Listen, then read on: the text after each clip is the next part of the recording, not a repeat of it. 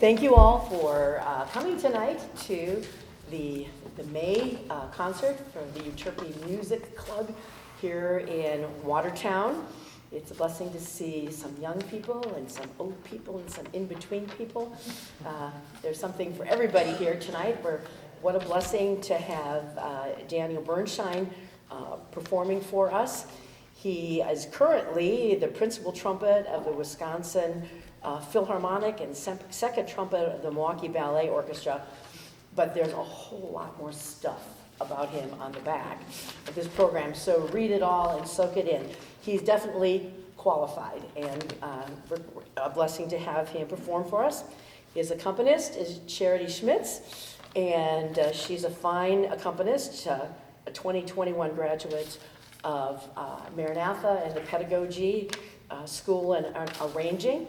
So she's ably accompanying him on the piano. Let me point out now that in the entryway there is a basket for any donations you would make. Our philanthropic mission as the Euterpe Music Club of Watertown is to fund scholarships, music scholarships for local area kids that are going to music camp in the summer, and also to local musicians that are pursuing degrees in music. And we just gave out 4 of those about a month ago, so our coffers have been drained. So please start lining the coffers again. There's a basket there. We appreciate your gifts for that. It's fun to see the local kids prosper musically and to be a part of that, and it's something Euterpe Club has done for a long, long time. So Daniel will tell you more about himself, and so let's not put anything off. Let's just welcome him and say, have at it.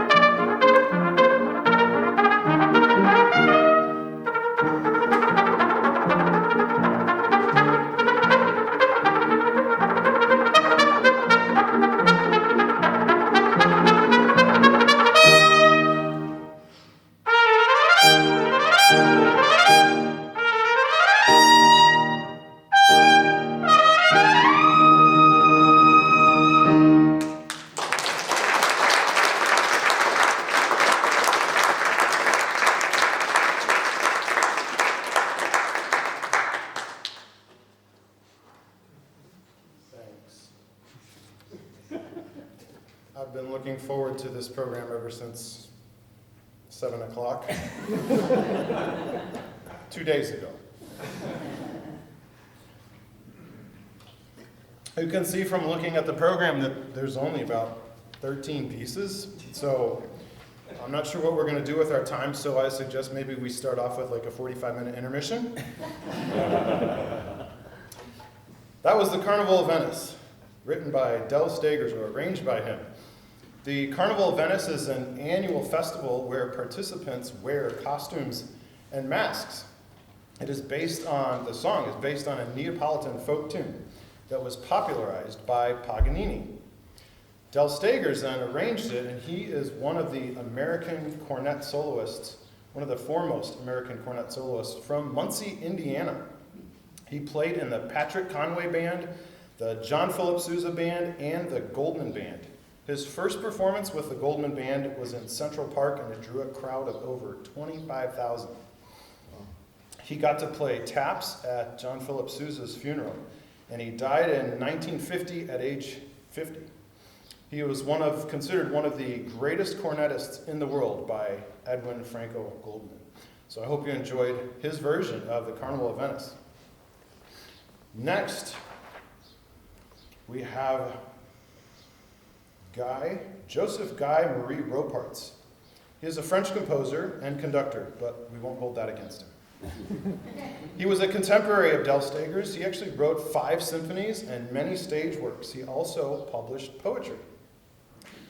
The first of several pieces tonight that I'm going to be doing that is on the WSMA contest list. That's a Wisconsin School Music Association list that the public schools have to choose music off of. So I'll be doing, I think, 4 pieces off of there. This will be the first one. It has an andante opening and then a fanfare allegro section that alternate back and forth. Then it has a middle section with some really fun triplets and what my former teacher, Ronald Rahm at U of I, called the Amsterdam rhythm. Amsterdam, Amsterdam, Amsterdam, some dotted triplets. So this is Andante and Allegro by Ropart.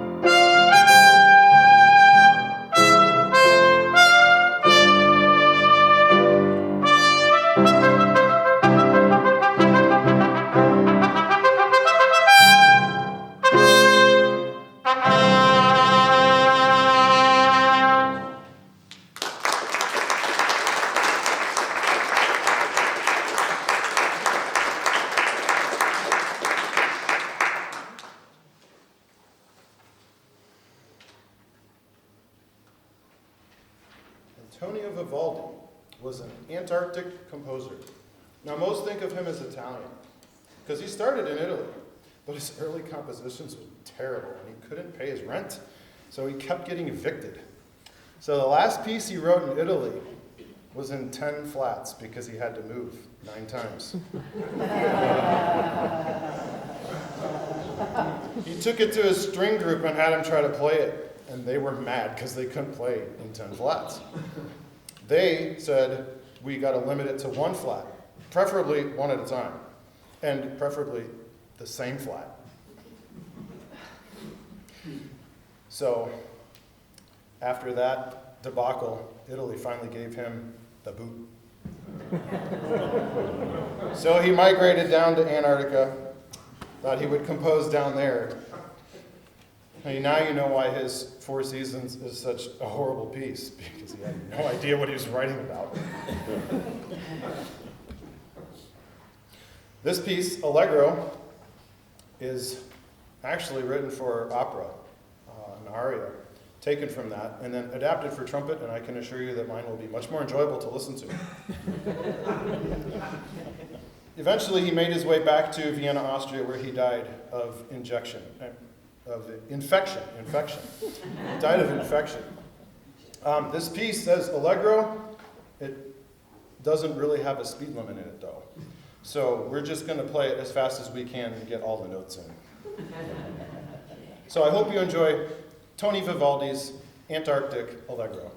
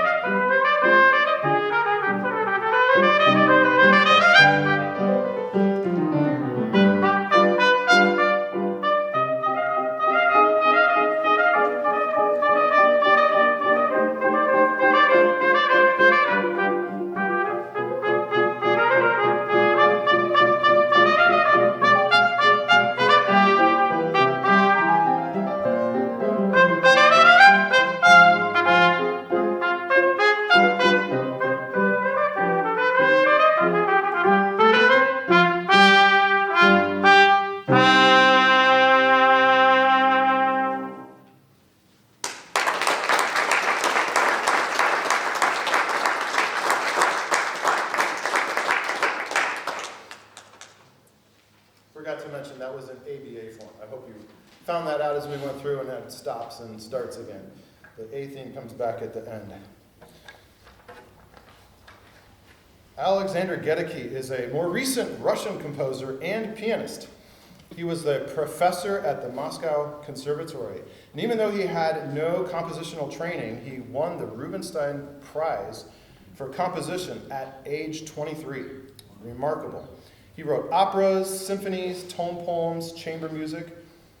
But this piece, Concert Etude, is one of the most performed intermediate/advanced solo trumpet showpieces, and it is also on the concert and contest list.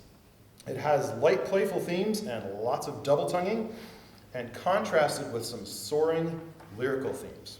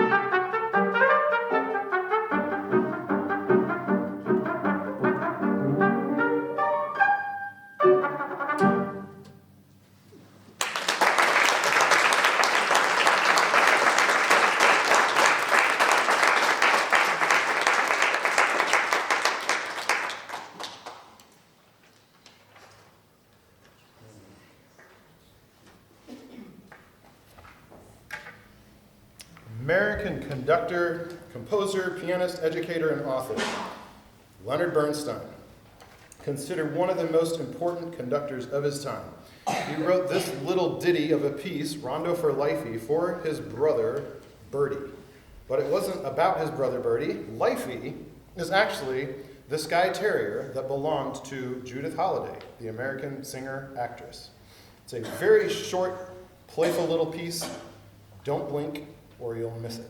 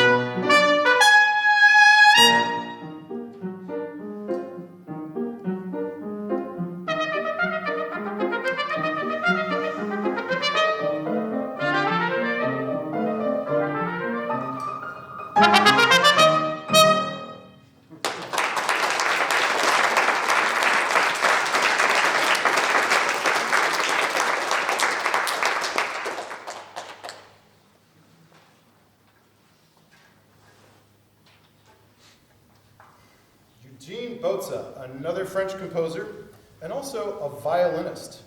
He also studied at the Paris Conservatory, and he was one of the most prolific composers of chamber music for wind instruments. This piece was published in 1955, and it is one of the most well-known and enjoyable pieces ever written for trumpet and piano.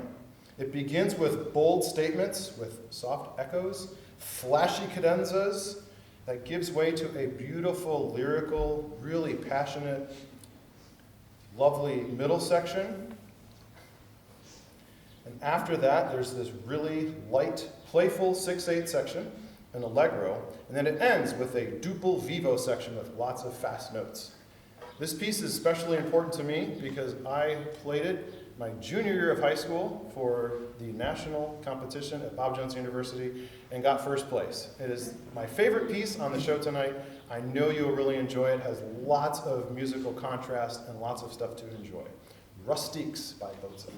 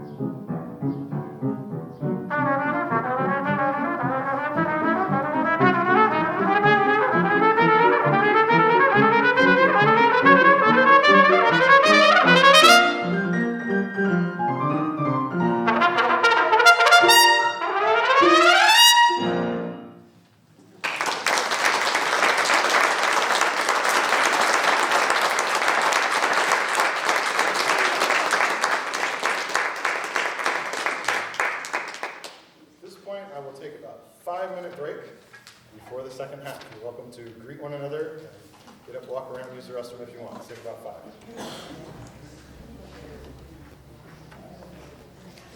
Well, I hope you're enjoying the program tonight. Cascades is written by Alan Vesuvius. Vesuti. Alan Vesuti. He's one of the freakiest. I must be having an eruption here. He's one of the freakiest trumpet players to ever live. He's also a composer, educator. He went to Eastman and he taught there, taught at Banff Center, Kansas State University, Ohio State University. He's such a crazy trumpet player that Carnival of Venice that I played at the beginning, he has his own version of it called Carnival of Venus. And it's out of this world. Ridiculously hard. Anyways, he lives in Seattle, Washington, and this piece is for unaccompanied trumpet, which basically means that he ran out of time to write the piano part. It sounds harder than it is, but because it's written by a trumpet player, the finger patterns are actually pretty easy. So just know that I'm cheating a lot. And since he's still alive, maybe he'll hear you if you clap really loud at him.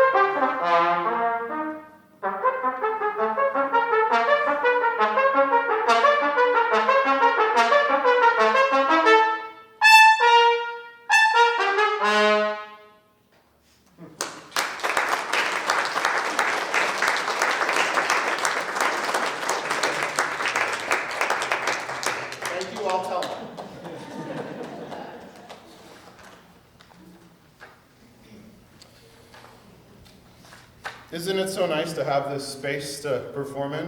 Yeah. Now, normally, we have an upright, which is okay. Uprights are fine pianos, normally we like the lying down ones better.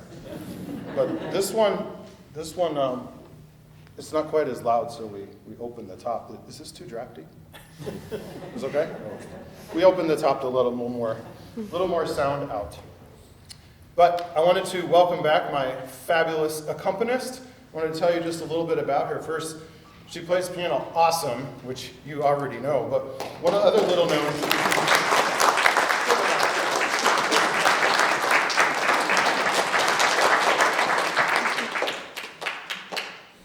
She's also very, very good at chemistry, which most people don't know. She actually has a second degree in chemistry as well as being a very fine pianist, and she just returned from a world concert tour. She was down in South America playing concert halls down there. She was down in Bolivia. She was in Bolivia. Funny thing happened. She went, I hope it's okay if I tell this story. She went to the concert hall night to perform, and there was no piano. Like, how do you perform with them? So she said, okay, she's smart. I thought I'll do a chemistry demonstration. And where the concert hall used to be is now a big hole in the ground. But she's here, and she looks great. That's what's left of her after surviving this. So thank you for coming back from Bolivia. We go now to Spain. This is a Spanish composer, Joaquin Rodrigo. And even though he's from Spain, he's still able to produce some fantastic music. The Concerto de Aranjuez is Rodrigo's best-known work. It was written in 1939 for a classical guitar and orchestra. It was inspired by the gardens at the Royal Palace of Aranjuez. And when he wrote this, he was attempting to transport the listener to another place and time through the sounds of nature. It's absolutely beautiful, stunning. The entire guitar concerto is amazing, but the middle movement, this adagio in particular, is just gorgeous. Tonight I will be playing it on flugelhorn.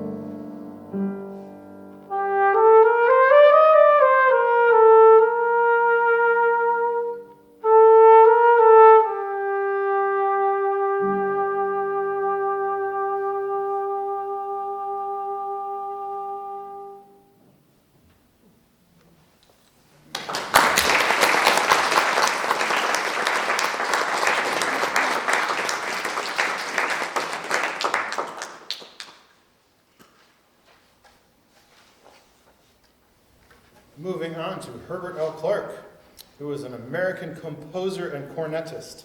He was considered to be one of the finest cornetists in history, along with Jean-Baptiste Arbin, who wrote the big, thick Arbin book, method book for trumpet, and also Frank Simon. This piece, The Maid of the Mist, is named after the tourist boat that visitors to Niagara Falls get to ride on to view the falls. The form is cadenza, then an andantino section with a polka following that, then there's a trio, and then a coda that returns the polka theme. I had the privilege of performing this piece, not as the solo part, but in Europe, the summer after my freshman year of high school. I went over there with a band, and the then assistant principal trumpet of the Milwaukee Symphony, Dennis Najum, was the cornet soloist. So I got to hear him play this piece several times. So it has a special place in my memory, The Maid of the Mist by Herbert L. Clark.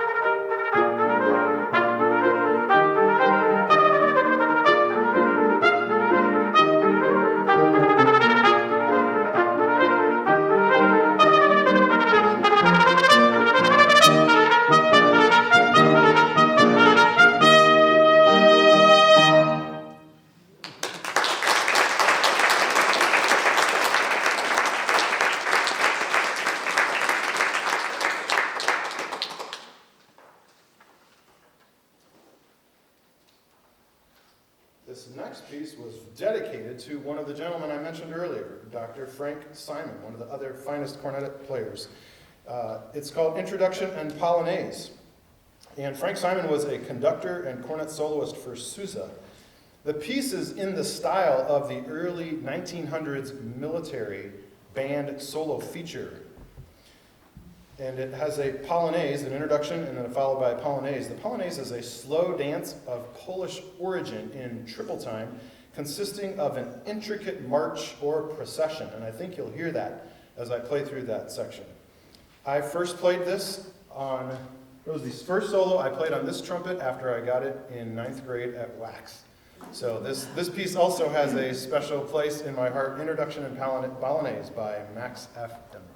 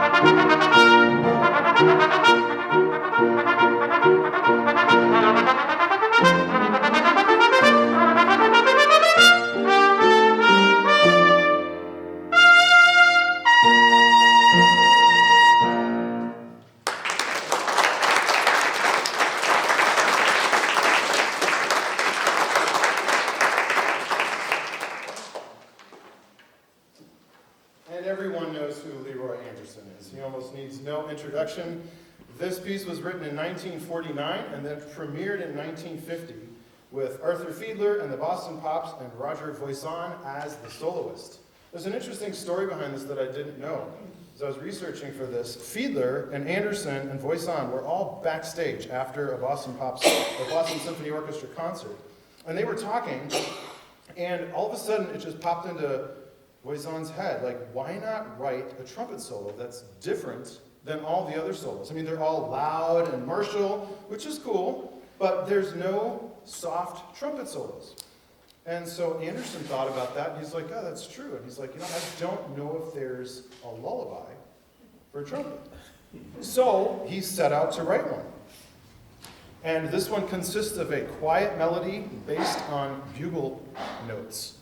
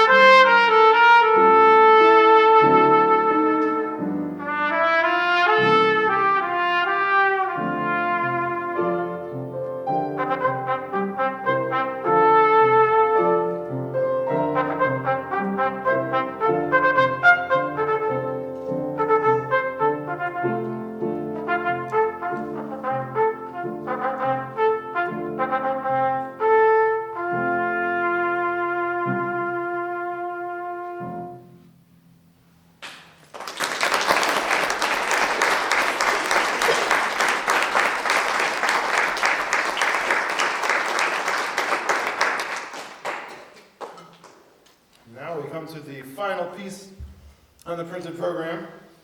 I think, is that correct? Concert Scherzo by Alexander Aratunian. Most of you probably heard of his trumpet concerto. Anyone heard of his Aratunian trumpet concerto? It's a big, long work. I played it several times. Fantastic piece of music. This is one of his much lesser known works, but he's an Armenian composer, and he studied composition and piano at Komitas Conservatory, which is in his hometown of Yerevan, Armenia. And this piece is, let's see, It contrasts fast, syncopated rhythms with playful lyrical themes. And it's a great opener or ender. So, here we go.